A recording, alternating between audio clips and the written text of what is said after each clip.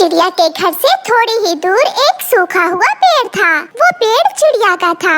एक दिन चिड़िया जब उस सूखे हुए पेड़ के पास जाती है तो उसे ख्याल आता है, मैं इस सूखे पेड़ को काट कर क्यों ना अपने बेटे कुकू को एक स्टडी टेबल बनवा दूं। बहुत शौक से पढ़ेगा मेरा बेटा स्टडी टेबल पर बैठकर।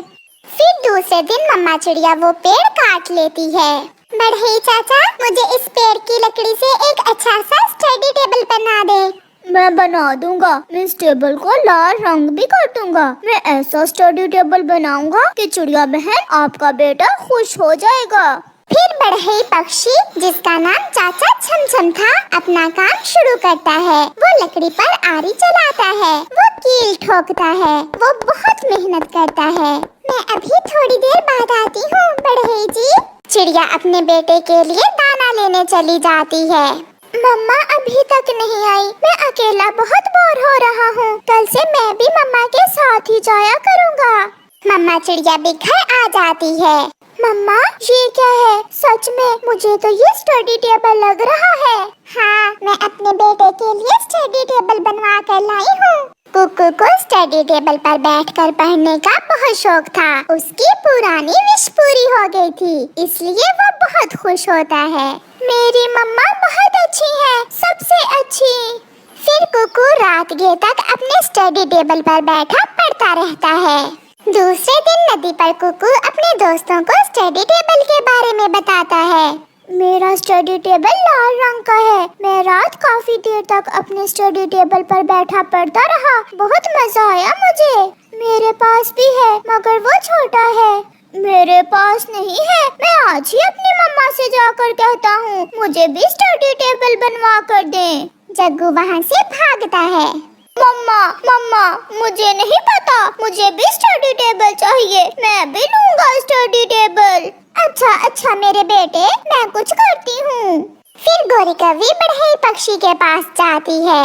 चाचा बढ़ई, जैसा स्टडी टेबल चिड़िया के बेटे के लिए बनाया है, वैसा एक स्टडी टेबल मेरे बेटे के लिए भी बना दें।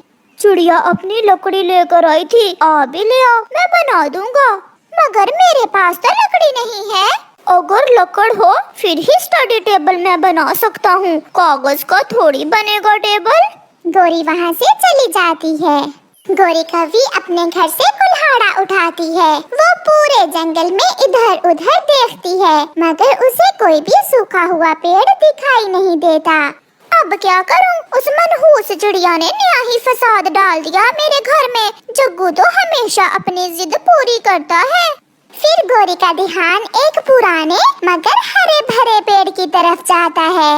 अगर मैं इस पेड़ को काट दूं तो कुछ ही दिनों में ये सूख जाएगा। हाँ, मैं ऐसा ही करती हूँ।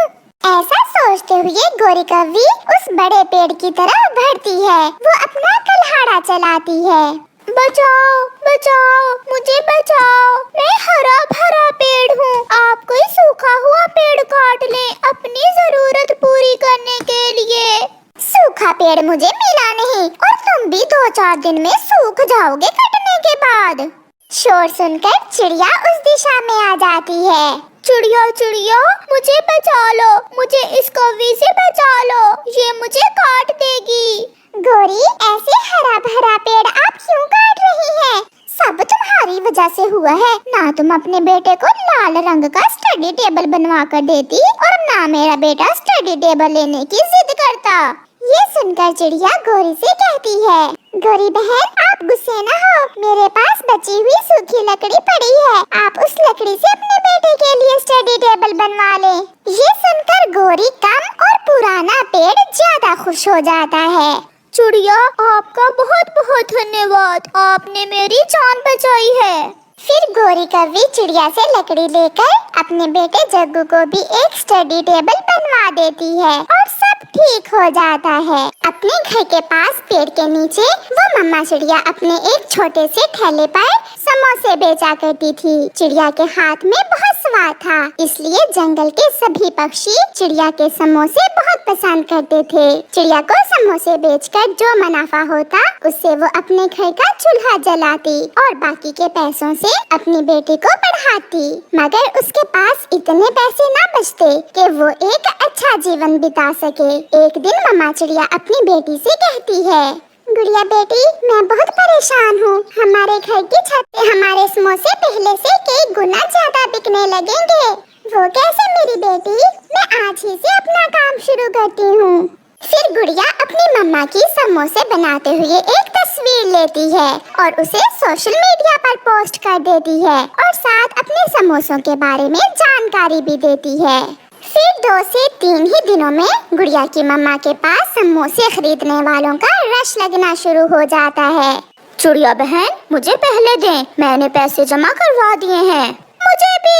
मुझे भी चिड़िया बहन। ऐसे गुड़िया की मम्मा के समोसे शाम होने से पहले ही बिक जाते हैं। गुड़िया बेटी, ये आपने क्या जादू किया है कि अब समोसे खरीदने वालों की भीड़ ही कम नहीं होती? मम्मा, अभी तो शुरुआत है, आगे आगे देखें मैं क्या करती हूँ। फिर वो माँ बेटी अपना समोसे बनाने का सामान रात को ही तैयार कर लेती और सारा दिन गुड़िया की मम्मा शाम तक समोसे बेचती। फिर गुड़िया ने एक ऑनलाइन डिलीवरी पेज बनाया और पक्षियों को अपने समोसे घर घर पहुंचाने की सर्विस शुरू कर दी। डिलीवरी पक्षी एक ऑर्डर देकर आता तो दूसरा तैयार होता। शाम को जब किसी भी पक्षी के यहाँ कोई मेहमान आता तो वो गुड़िया की मम्मा के समोसे खाए बिना ना रहता। आज गोरी कौवी की माँ उससे मिलने आती है। माँ, क्या खाना पसंद करेंगी आप? बेटी, सुना है आपके जंगल के समोसे बहुत स्वादिष्ट हैं, मगर अब तो शाम हो गई है, कल खाएंगे। नहीं माँ, मैं अभी समोसे घर में ही मंगवा लेती हूँ। अपना ऑर्डर करती है। जी, कितने समोसे भेजें? 5 समोसे और साथ मीठी चटनी भी। ऐसे पक्षियों को किसी भी समय समोसे खाने को मिल जाते। धीरे धीरे गुड़िया ने अपनी दुकान को बड़ा कर लिया और पक्षियों के बैठने के लिए भी अच्छा बंदोबस्त कर लिया था। अब उनके पास इतने पैसे थे कि वो अपने लिए नया घर बना लेते, इसलिए उन्होंने अपने लिए एक बड़ा और सुंदर सा घर भी बना लिया। एक दिन एक पक्षी विदेशी जंगल से आता है और गुड़िया से कहता है, मैंने आपके समोसों की बहुत धूम सुनी है, मुझे एक समोसा तो चेक करवाएं। गुड़िया की मम्मा उस पक्षी को एक समोसा मीठी चटनी डालकर देती है, जिसे वो पक्षी खा लेता है। सच में ऐसा समोसा मैंने पहले कभी नहीं खाया। मैं आपसे मिलकर बिजनेस करना चाहता हूँ।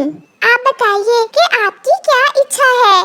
मैं आपके नाम की एक फ्रेंचाइज अपने जंगल में खोलना चाहता हूँ। जो मुनाफा होगा उसमें से आधा आपको दूंगा। गुड़िया डील पक्की कर लेती है और एडवांस रकम लेने के साथ साथ अपने समोसों की सीक्रेट रेसिपी भी उस पक्षी को दे देती है। इस तरह गुड़िया और उसकी मम्मा का काम और भी बढ़ जाता है।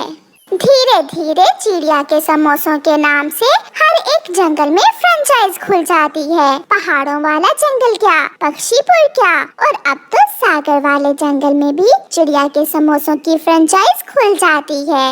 गुड़िया अपनी कमाई से एक हवाई मोटर भी खरीद लेती है और वो एक बहुत अच्छी और आरामदेह जिंदगी गुजारते हैं। ऐसे ही हम अपने काम को लगन, ईमानदारी, मेहनत और कोशिश से आगे बढ़ा सकते हैं। कोई काम भी छोटा बड़ा नहीं होता, हाँ, मगर मेहनत दिल से होना जरूरी है। आपका धन्यवाद।